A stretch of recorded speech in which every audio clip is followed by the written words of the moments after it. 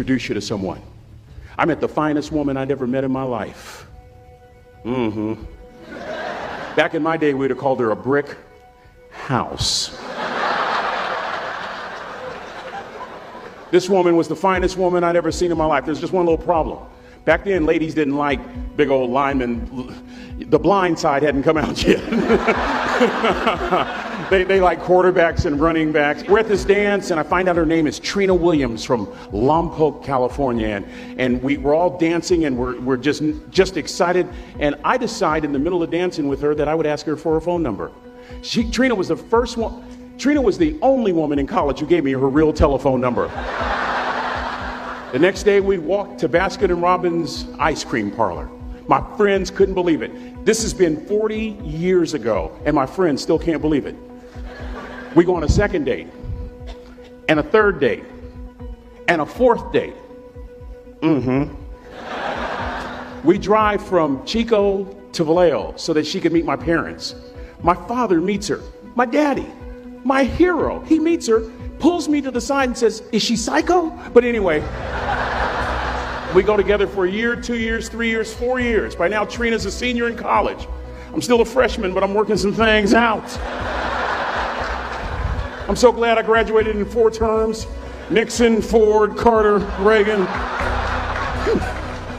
So now it's time to propose. So I talk to her girlfriends, and it's California. It's in the 70s, so it has to be outside. You have to have a candle, and you have to have, some chocolate. Listen, I'm from the hood. I had a bottle of Boone's Farm wine. That's what I had. She said yes.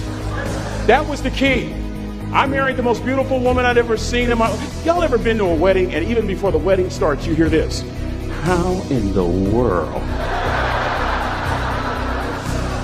And it was coming from my side of the family.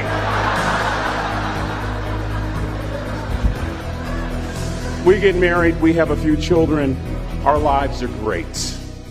One day, Trina finds a lump in her left breast. Breast cancer. 6 years after that diagnosis, me and my 2 little boys walked up to Mommy's casket. And for 2 years, my heart didn't beat. If it wasn't for my faith in God, I wouldn't be standing here today. If it wasn't for those 2 little boys, there would have been no reason for which to go on. I was completely lost. That was rock bottom. You know what sustained me? The wisdom of a 3rd grade dropout. The wisdom of a simple cook. We're at the casket. I'd never seen my dad cry. But this time I saw my dad cry. That was his daughter. Trina was his daughter, not his daughter-in-law. And I'm right behind my father, about to see her for the last time on this earth. And my father shared 3 words with me that changed my life right there at the casket. It would be the last lesson he would ever teach me. He said, "Son, just stand. You keep standing. You keep standing, no matter how rough the sea, you keep standing." And I'm not talking about just water. You keep standing. No matter what, you don't give up. And as clearly as I'm talking to you today, these were some of her last words to me. She looked me in the eye and she said, "It doesn't matter to me any longer how long I live. What matters to me most is how I live." I ask y'all one question, a question that I was asked all my life by a 3rd grade dropout. How you living? How you living? Every day, ask yourself that question, how you living? Here's what a cook would suggest you to live this way.